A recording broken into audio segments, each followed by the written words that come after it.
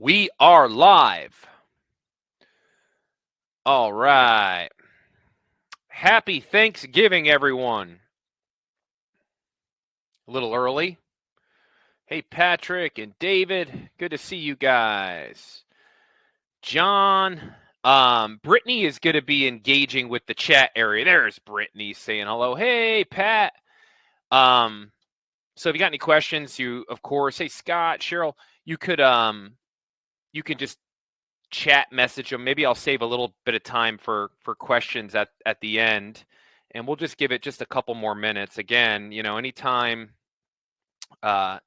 you start talking about taxes and Trump, people come out of the woodwork for with an opinion on that. So we got a lot of people who are going to be joining us today, and a lot of people who want the recording. So if you do get disconnected, or if you get pulled in another direction, we will be recording it and distributing it.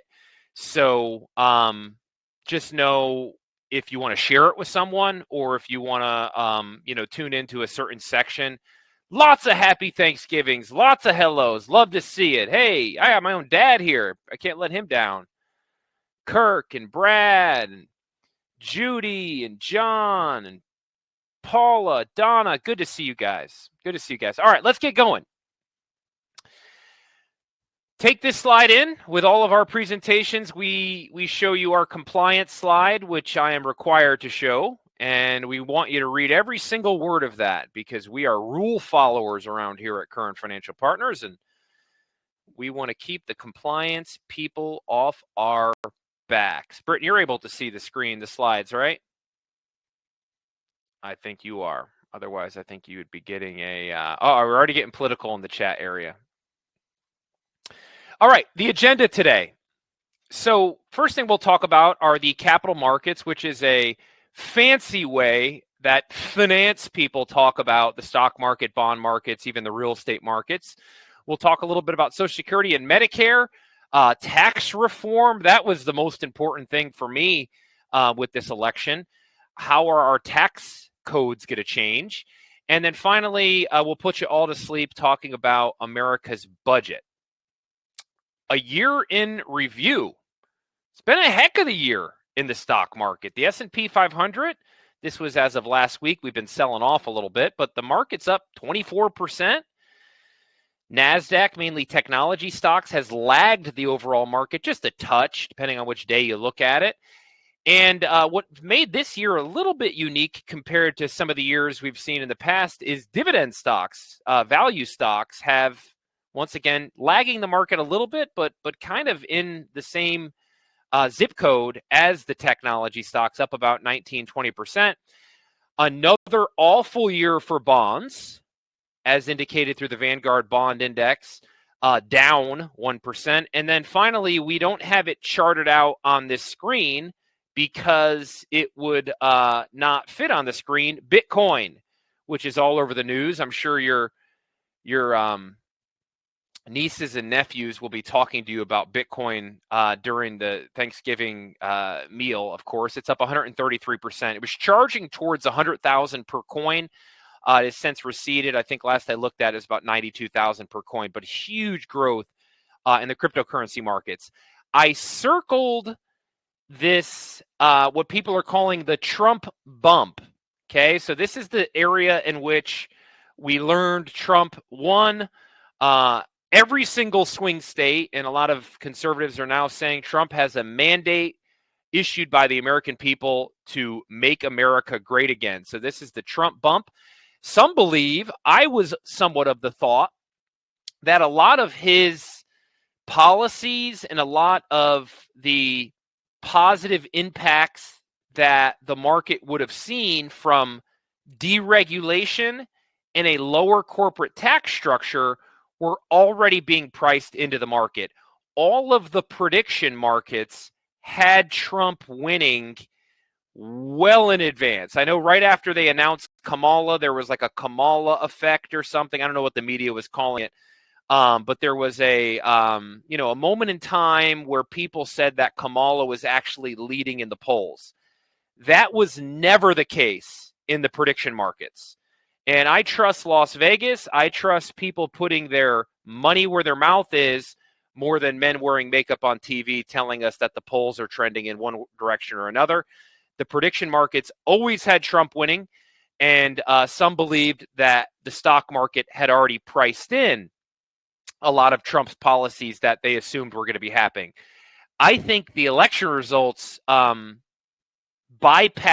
even the prediction markets, though. No one thought it was going to be that decisive. No one thought he was going to win every single swing state in the manner that the election took place. Now, we're still counting votes in California.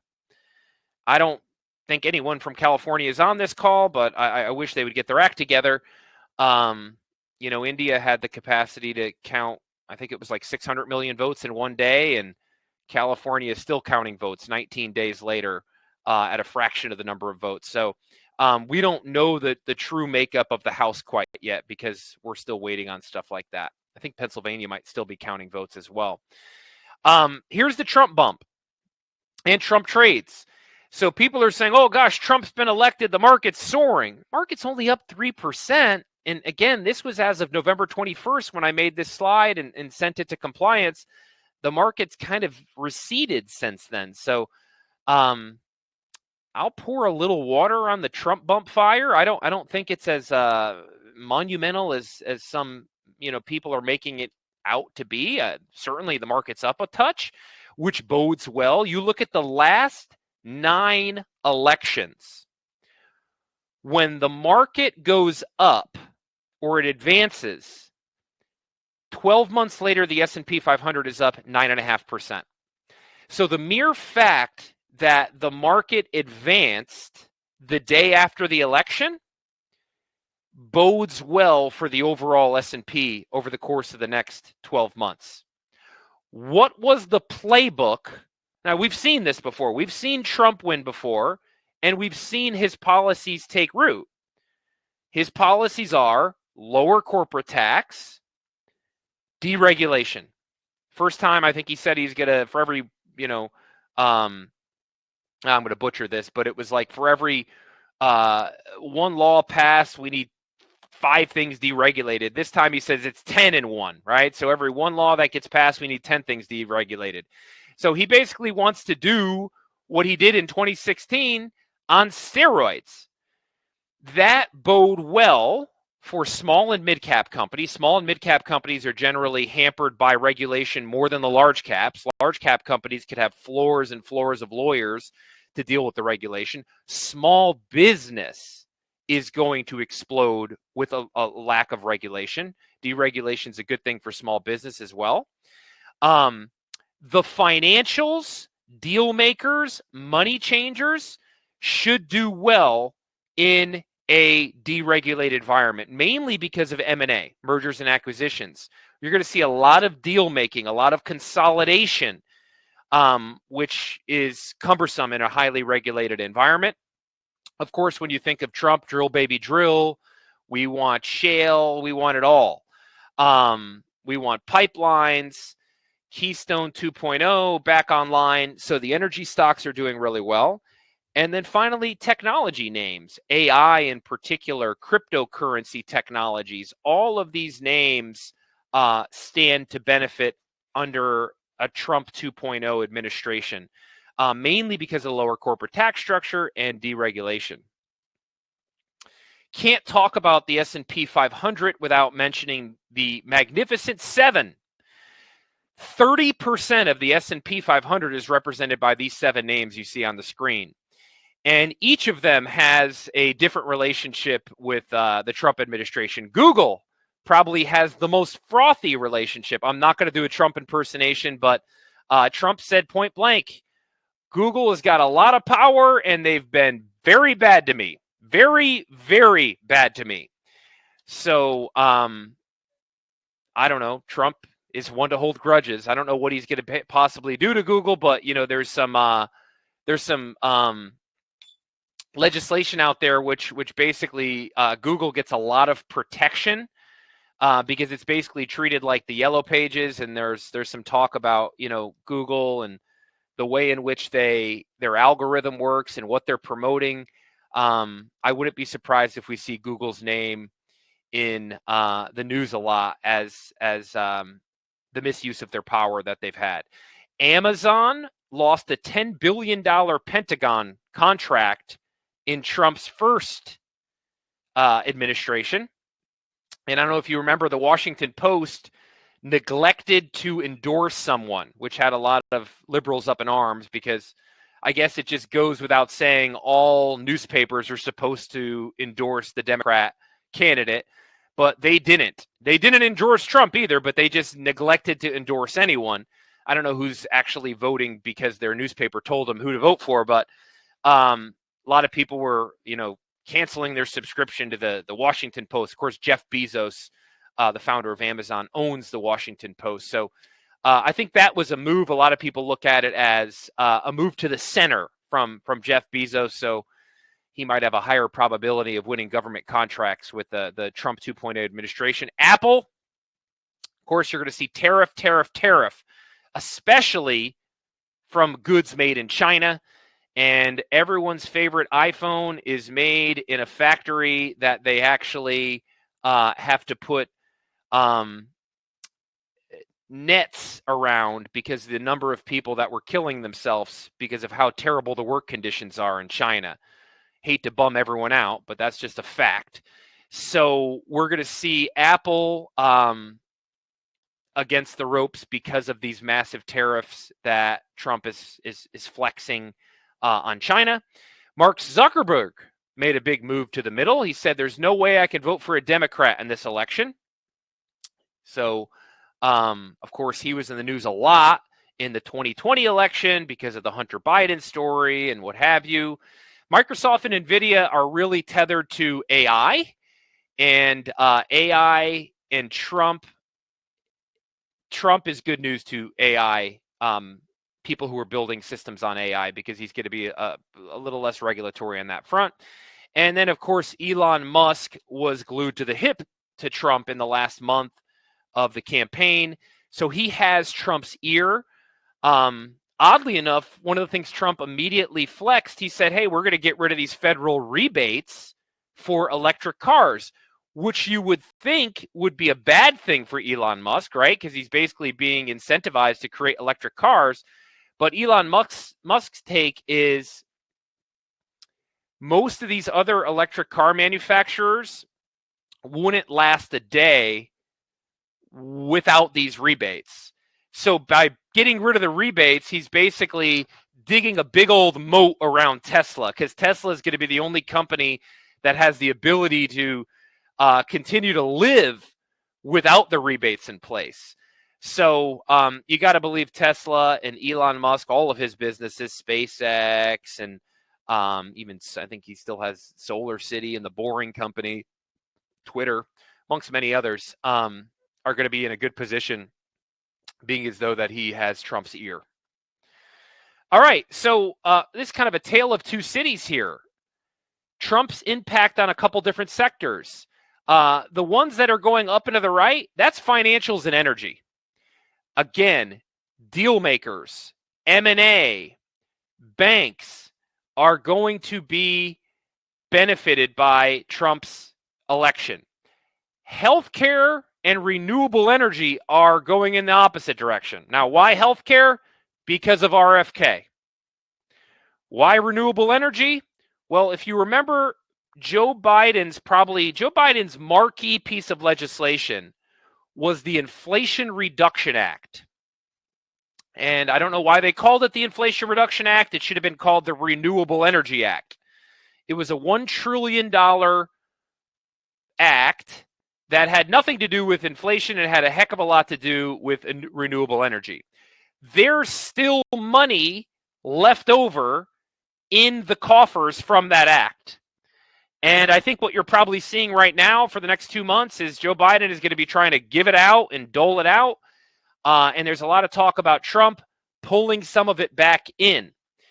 So renewable energy is not in a good place because of Trump, but regular old energy, drill baby drill, is in a good place. Healthcare, not in a good place because of some of the initiatives that RFK wants to take to the healthcare industry. And RFK was a major reason why Trump won. When you look at the amount of votes that swayed in his direction, a lot of independent voters were following him to the right side of the aisle once RFK put his endorsement behind Trump. All right, here's my take, right? Because you can Google what's the market going to do now that Trump's elected, and you would see those things I just mentioned. Financials, mid caps, small caps, technology, energy, right? It's very easy. That's what happened in 2016, so it's going to happen again. I think this Trump administration and his cabinet that he's putting together, this is a play on the Avengers, we're calling it the disruptors, is tremendously disruptive. And disruption in the business world is a good thing, right? Disrupting companies create innovation, and they disrupt industries, and they create good things for society. Disruption in the government, I think the government needed disrupting. However, it's not going to be as peachy as disruption in the private sector, right? A lot of the things that this administration and this cabinet are talking about doing will lend itself to a choppy market. Tariffs. If I have another financial Twitter expert, usually living in their parents' basement, mansplain to me tariffs and how tariffs are really a tax on the middle class, I'm going to puke. Tariffs are Trump's ace in the hole for negotiating. He is using tariffs as a negotiation tool. However, it's going to be a trade war with China. That was the narrative in 2016. Trump's going to cause a trade war. There's a trade war with China. There wasn't a trade war.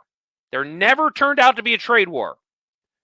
There was a lot of saber rattling. There was a lot of fear that we're going to have a trade war because of Trump's tariff policies. It never occurred. You already hear Trump saying on day one, I'm going to enact a 25% tariff on Canada and Mexico.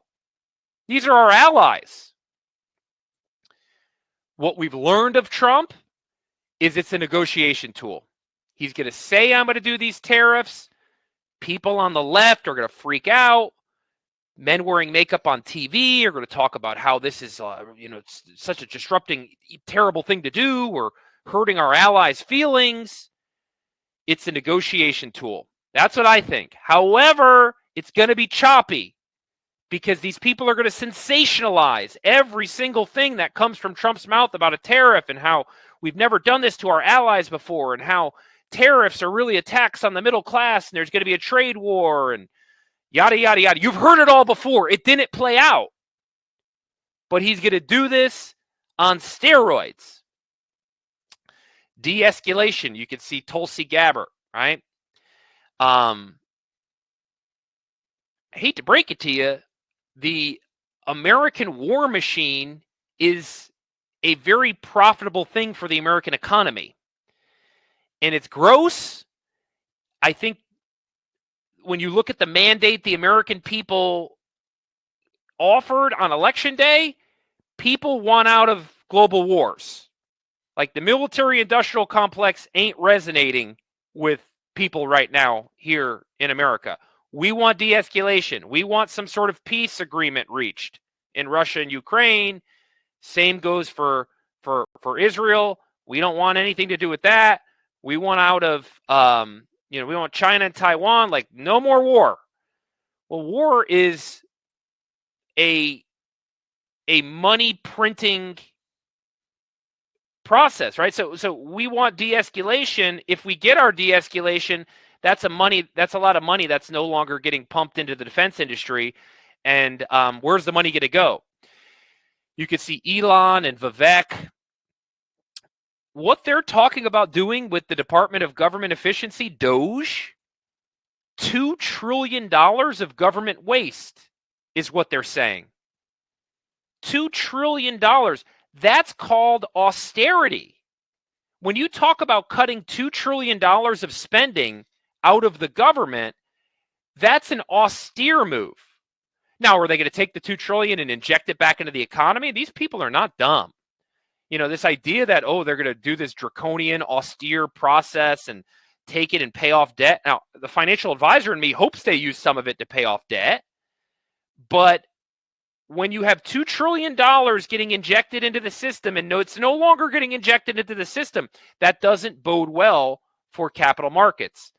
M&A activity, that's a good thing, but it's disruptive. So you're going to see a lot of consolidation of big companies. I love that the standard American diet is the acronym is SAD. RFK is one of these disruptors.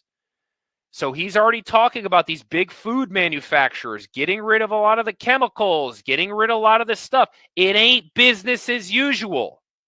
It's no longer going to be business as usual. Healthcare, no more pharmaceutical commercials. Hey, healthcare companies, you can no longer grease the palms of the big media companies for them not to report negative news about your products. Now, are they going to work around it? Of course they are. But the point is, a lot of the things he's talking about doing is disruptive. It's going to have an impact on these companies' balance sheets. Crazy tweets. If there's anything we know about Donald Trump is he likes drinking Diet Coke and getting on his phone and making tweets. Those tweets, once again, have a knack for causing disruption in the market, chop in the market. Wait till he starts deporting people. Do you think the news is going to report kindly on Donald Trump's deportation processes and measures? Do you think they're going to find the one family that was separated and shine lots of bright lights on it and talk about how inhumane the whole process is? Of course they are. Do you think that this is going to become a situation where people start rioting in the streets because of it? Strong possibility.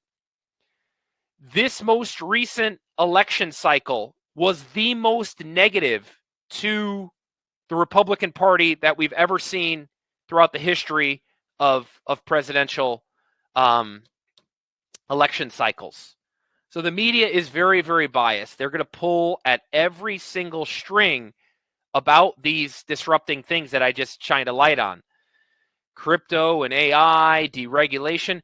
So my take is it is going to be bumpy as each one of these different things comes to head. But those bumps along the way might present incredible buying opportunities, because I think if he gets this stuff done, all of it is pro-market over the long haul. But in the short term, it could be very, very choppy. Look no further than volatility. This almost looks like Donald Trump's signature when you look at this. If there's anything that could be said about Trump's first term in office, it was very, very low volatility. But you see these massive spikes. It's hard to understate these spikes.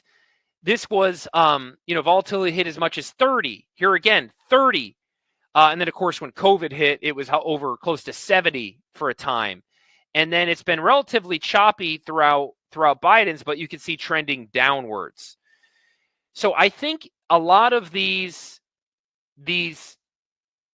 sensationalized events that the media is going to be painting when they talk about deportation, they talk about trade wars, they talk about how the healthcare industry is getting turned upside down on its head, are going to present buying opportunities. And when the market starts crashing, the media is going to shine lights on it, say, see, look what Trump did. He's destroying our capital markets. Those are your opportunities where you can see great buying opportunities. So it's going to be a very, very choppy market, in my opinion. But deregulation, lower tax profile is a risk-on trade. But it's going to be a risk-on trade with some chop. Interest rates. Don't fight the Fed. So, oddly enough, we've seen 2 interest rate cuts since September. About 0.75% we've seen the Fed funds rate drop, although interest rates actually went up still.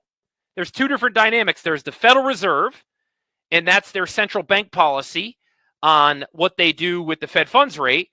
And then there's the Treasury auction markets, right? So Oddly enough, Treasury auction markets are pointing to higher interest rates, but the Federal Reserve is trying to drop interest rates, and you should not fight the Fed. There's a very popular media narrative, and that is tariffs and deporting people is going to cause tremendous levels of inflation. Well, if that narrative is true, just playing devil's advocate, if we see interest rates, if we see tariffs and deportation cause runaway inflation, well, that means we're going to see interest rates continue to trend upwards. Jerome Powell, who they asked point blank, Trump appointed Jerome Powell, but now he doesn't like Jerome Powell because he thought he raised interest rates too much at the end of his administration, even though he didn't, in my opinion. I thought he should have raised interest rates even more.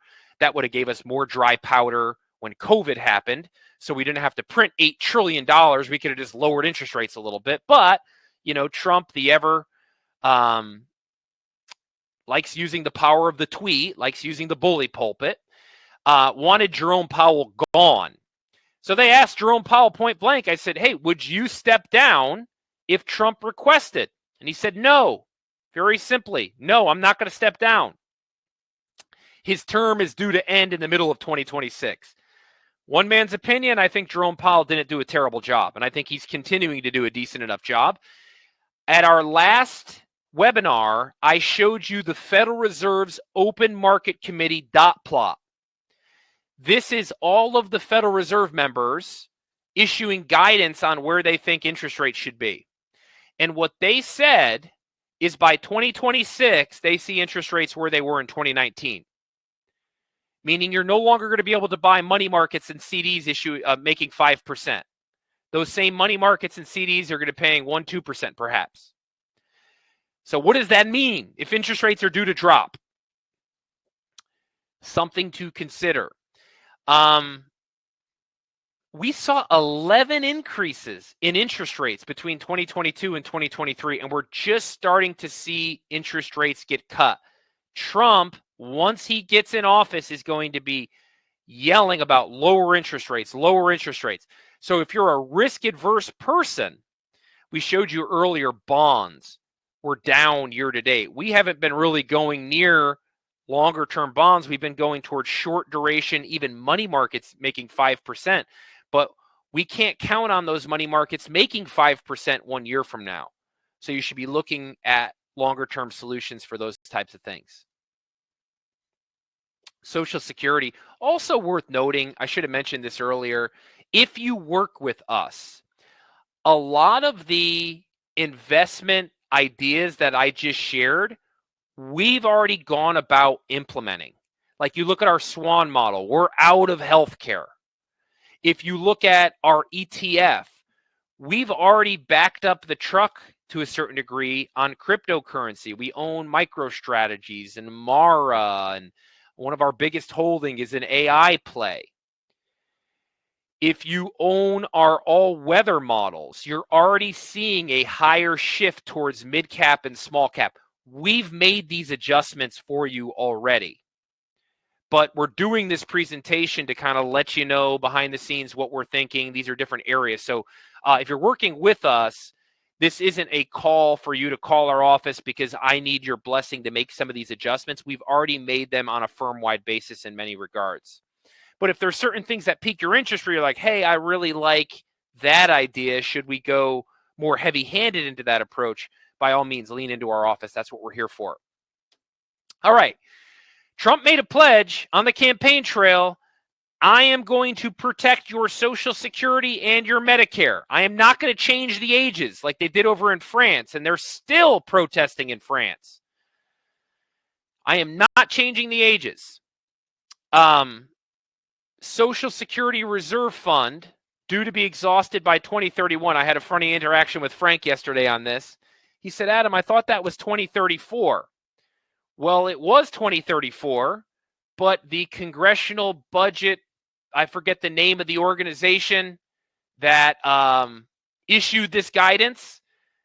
They said, well, now it's going to be exhausted by 2031, and they're going to have to reduce benefits by 30% under the Trump administration.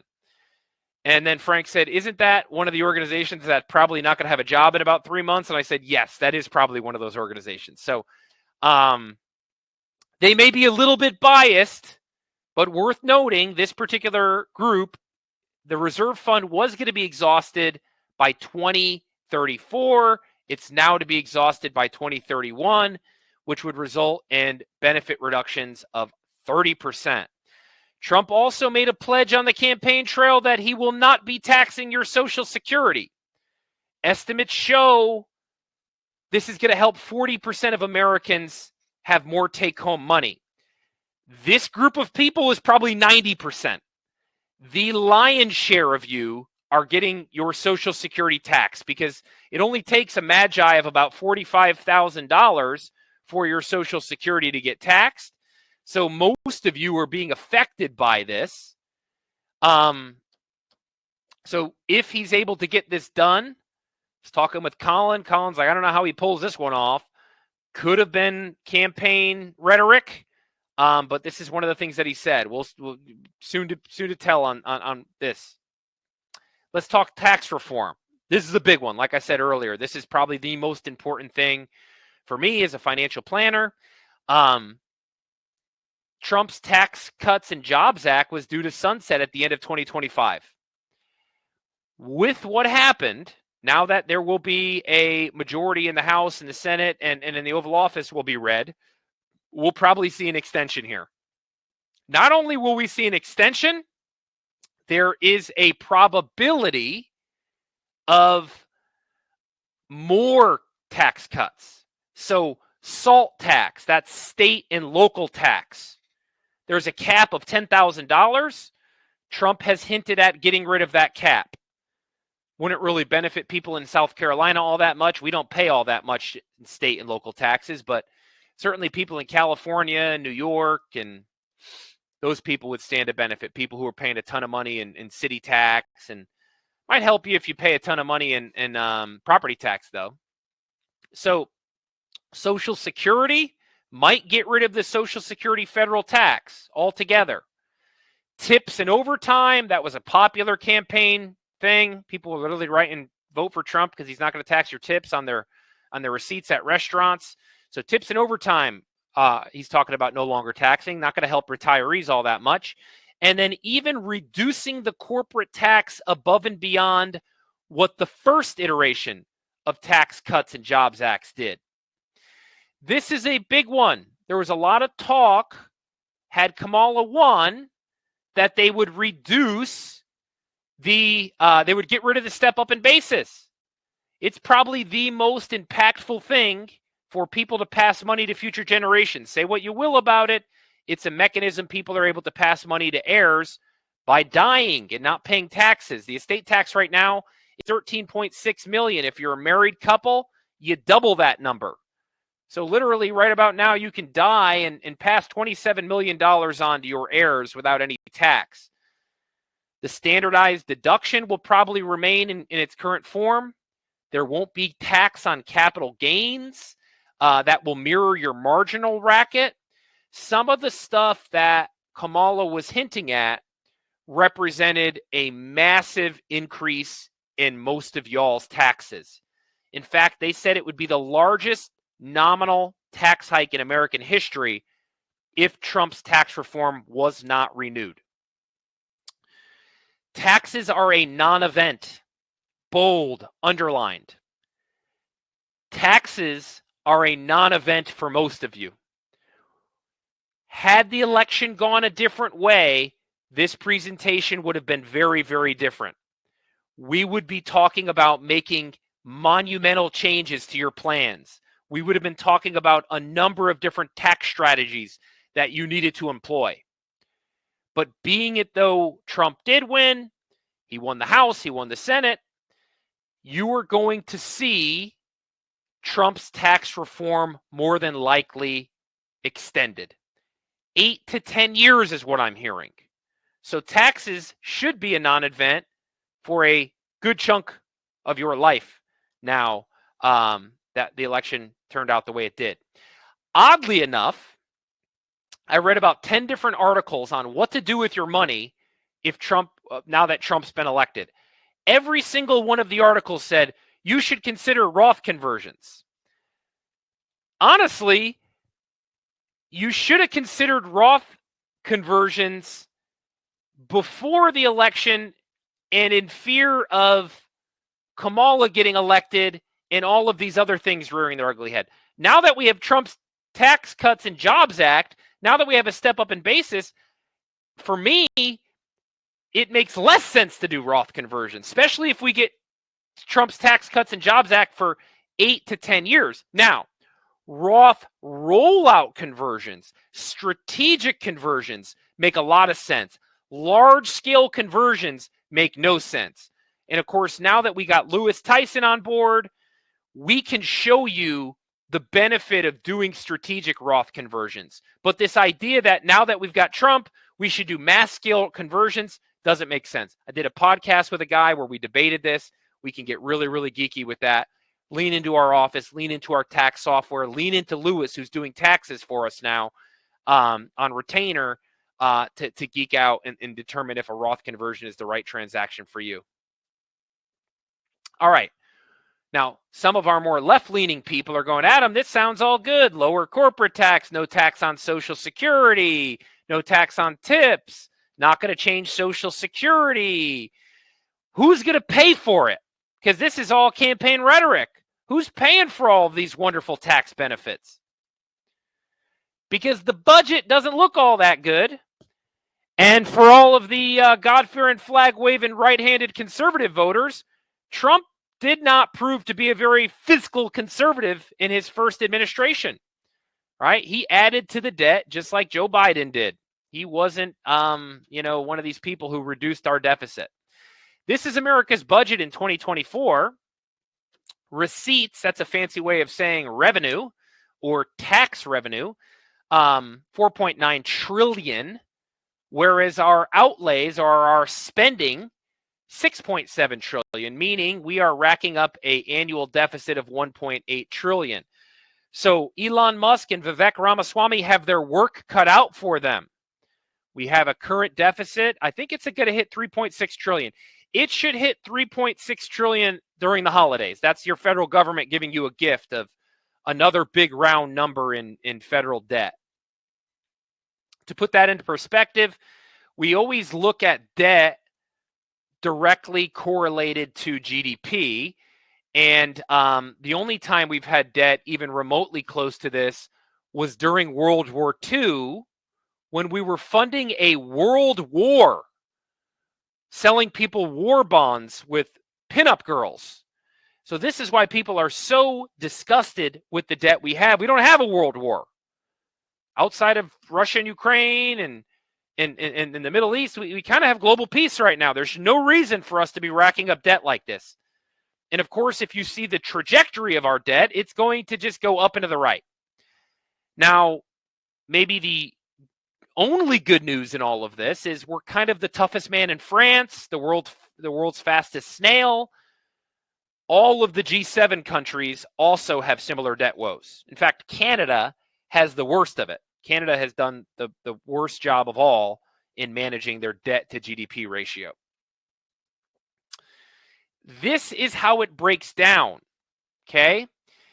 I use the word mandatory spending very lightly because you'll notice national defense is in mandatory spending. So on the left side of the screen, this is where the money's coming from, okay? So individual tax income represents about 2.4 trillion, and then corporate tax is 530 billion. And then you could look at excise tax, estate tax, miscellaneous tax.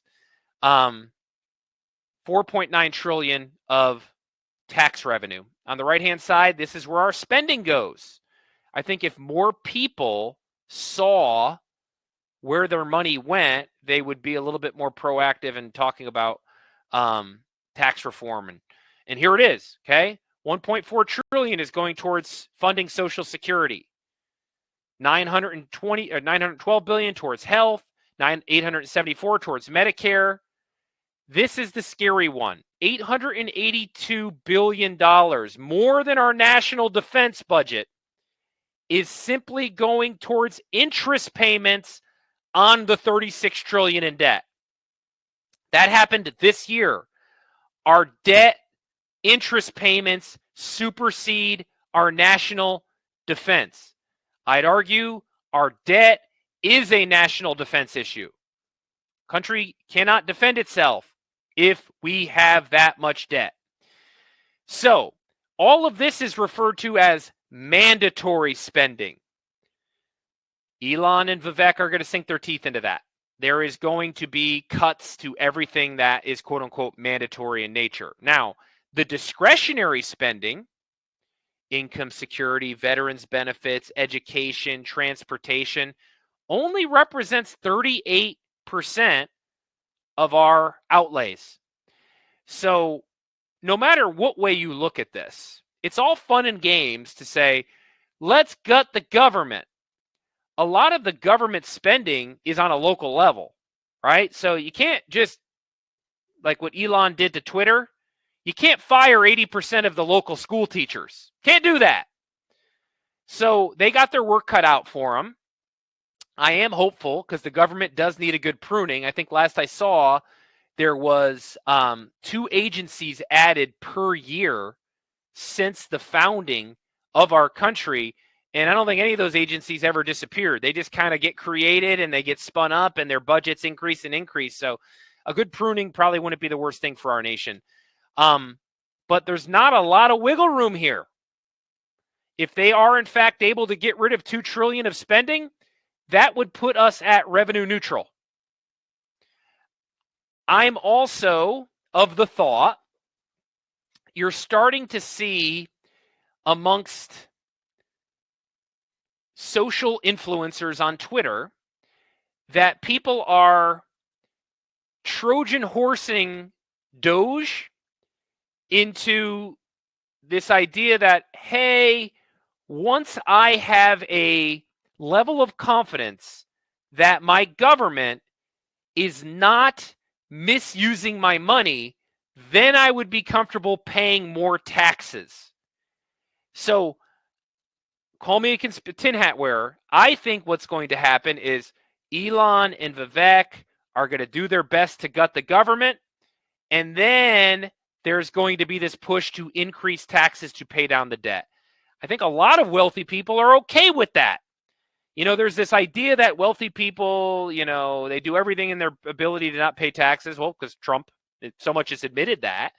But I think a lot of wealthy people would be okay paying more in taxes if they knew that their tax money was going towards worthy causes and not getting shipped off to buy bombs that go boom, or being given to people in other countries that don't really like us. So I think that might be a narrative that happens later on in the administration, late into the administration. All right. Again, you know, the spending trajectory as it currently states, you know, I know people who vote with their left hand, most of my friends, oddly enough, you know, this world became so politically polarized. If you looked at my text threads, it's a bunch of liberal friends who text me on a day-by-day basis. You know, something has to be fixed. We can't just stay the course. The course is lending itself to disgusting, despicable levels of debt that are going to have negative impacts on our kids.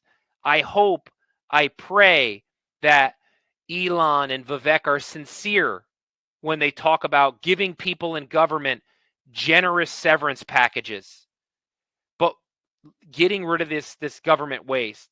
I hope and I pray Trump is sincere when he talks about de-escalating global conflict, using tariffs as a way to make America great again. We saw his first administration. We saw, by and large, that a lot of the fear-mongering did not come to pass. If you separate the man from his policies, it's very hard to do that. He doesn't make it easy to do that either. He's kind of a centrist.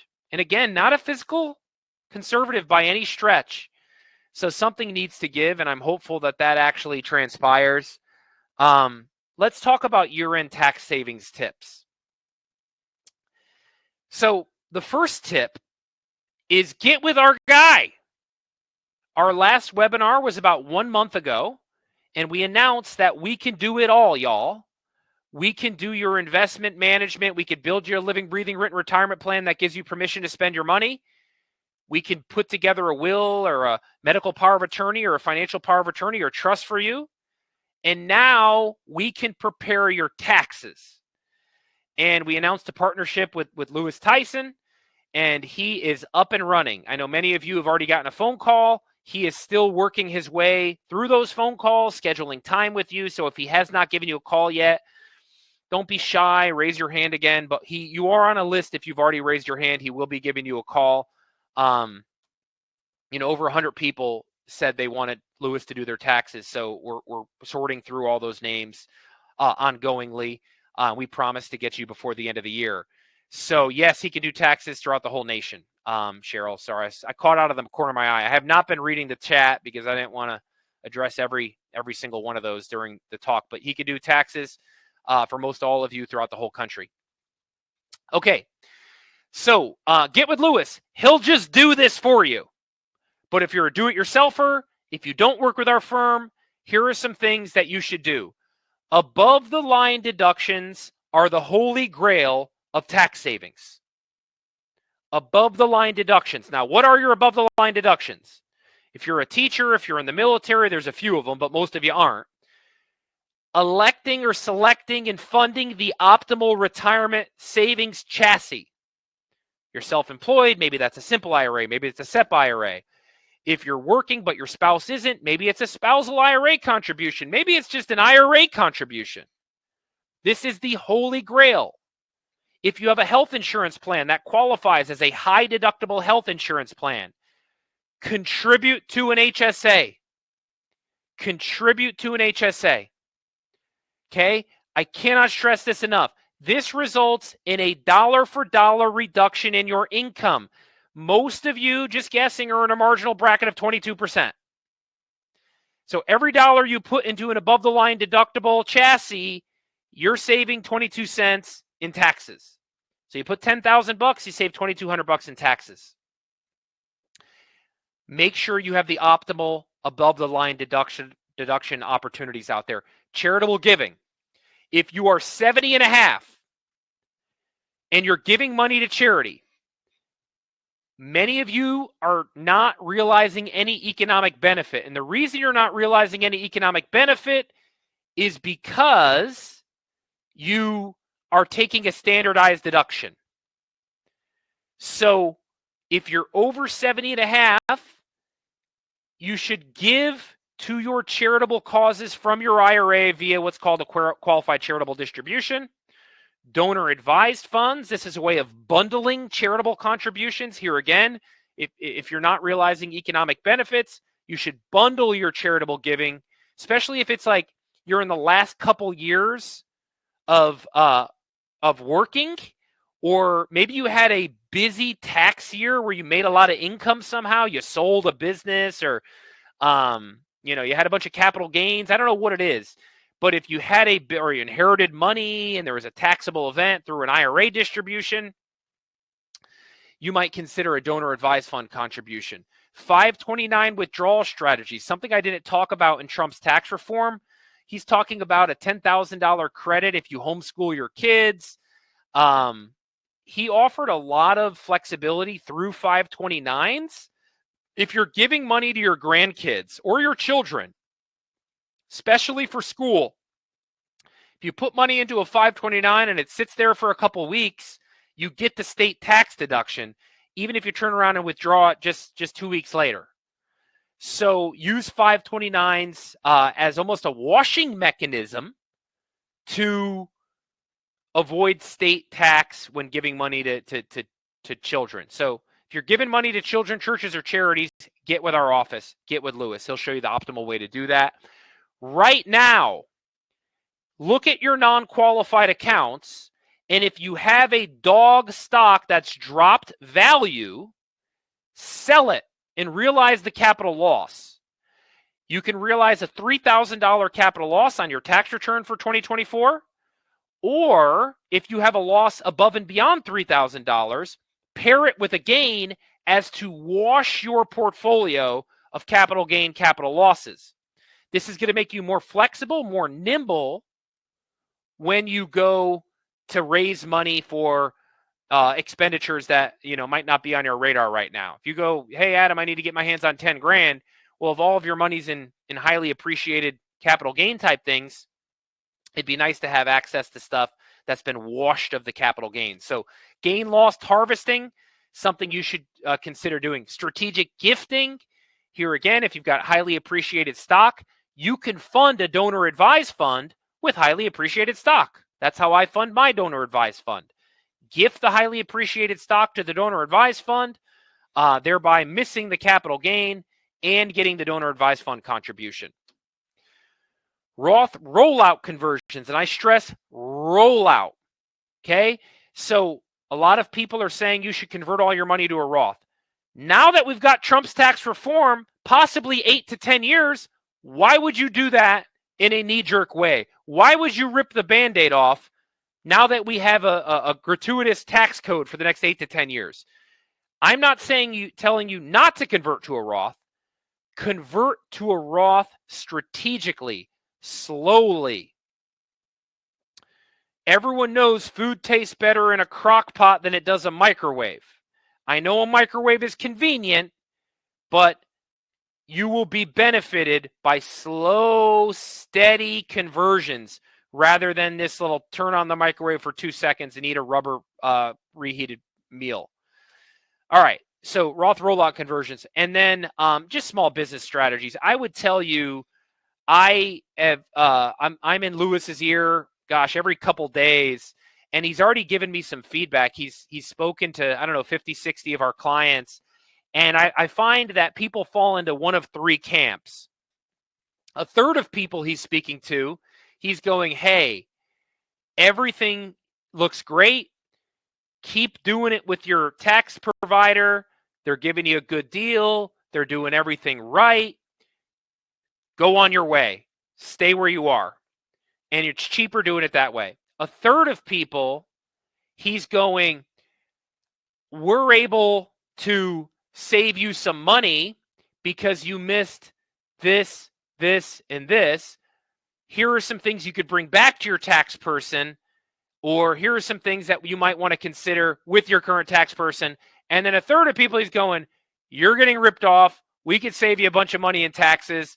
There's a bunch of errors on your tax return. We can amend your previous tax returns and save you money.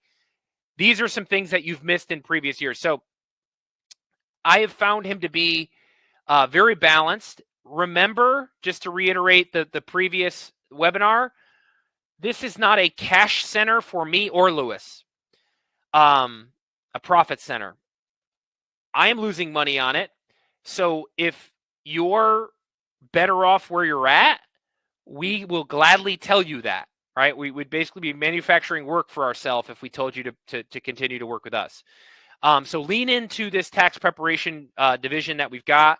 The purpose it's there for is to serve you so you know you're getting the best possible guidance on your tax returns, and it's very convenient to have everything under one roof. So if you missed that webinar, just let us know. We'll send it to you. It's on YouTube too. You just go to YouTube, Retire Y'all. You could find it right there. That is it, y'all. Thank you. I'm hopeful. I know all of the campaign promises will not be kept. But the best news for me, as someone who is a voice in the room, helping you make good decisions with your life savings, is we're probably going to get Trump's tax reform extended, which means taxes, we're not going to have to run with our like chickens with our heads off to the end of the year to make adjustments like we may have had to. So that's encouraging. Lean into us. If you have any questions, please know we've already made a bunch of adjustments within our models, within our portfolios. We've already tweaked things according to some of the different trades that one might consider making with the election results turning out the way that they did.